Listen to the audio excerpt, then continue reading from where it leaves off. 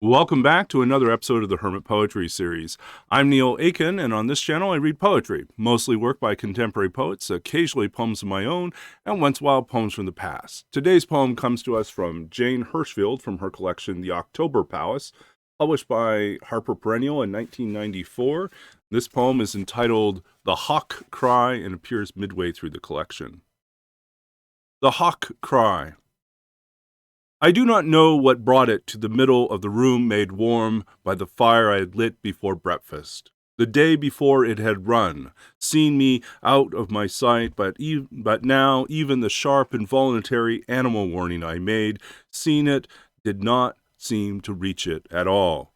Perhaps it was sick or starving, trapped in this place for days with nothing to eat but paper. Perhaps it was simply old. It lay with its eyes pressed closed and seemed to concentrate hard on whatever it was. Not knowing what better to do, I nudged it gently as I could onto the dustpan, and once, twice, the eyes opened, then shut back down. I just took it out, rolled that softly pondering body into the grass. A few minutes later, watched it move off into the weeds.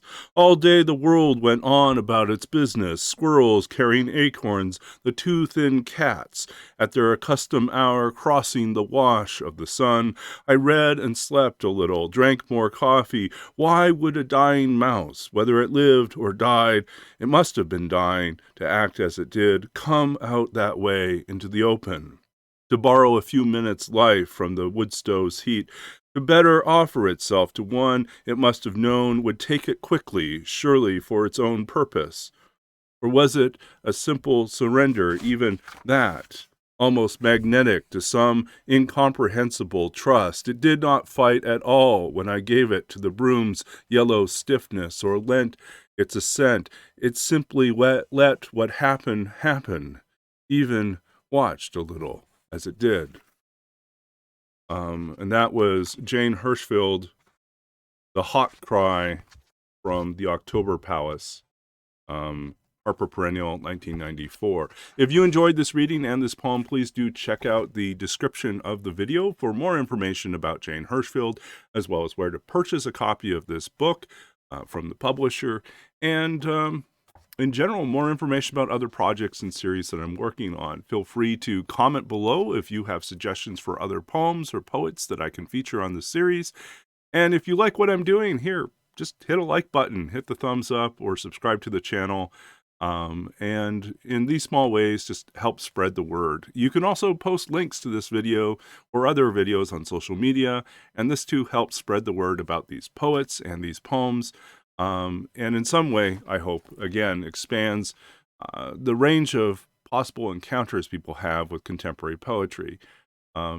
This isn't monetized or makes me any money whatsoever. It's a very small program or project that I've undertaken, but I'm grateful in these moments 3 times a week to sit down, to ponder, try to occupy or inhabit a poem, and try to deliver it, give voice to it in some way. And I hope in some small measure it connects to you, connects to others, as it has connected me to the work of these great poets. Thank you for your continued appreciation and support of this channel and other projects. I'm grateful for all of you who do comment and like and subscribe to the channel, and for many of you who just watch. And to me, that's good enough. Thank you for being there, and thank you for all the creative work that you do in your own lives. These days, we're blessed with technology that allows us to connect across the globe. And I'm thankful for the ways in which your creative energies and inspirations and projects can connect to me, sitting here in Saskatchewan, Canada, and can connect to someone sitting somewhere in the Bahamas, and connect to someone else sitting in the heart of Minnesota or Michigan or in Buenos Aires, wherever they are.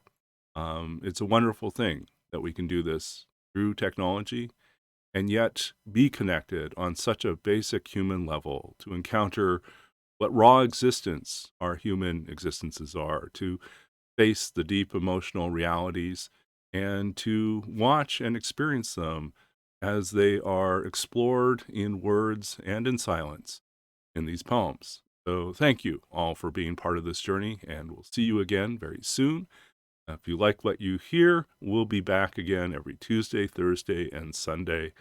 And so until then, take care. I'm Neil Aitken. This is the Hermit Poetry Series, and we'll be back again with more poetry and more reading. So until then, keep reading, keep writing, keep staying engaged in the world, and building those communities of trust, of love, of art and mystery and beauty, one word, one poem, one expression at a time. And we'll be back soon enough. Take care and goodbye.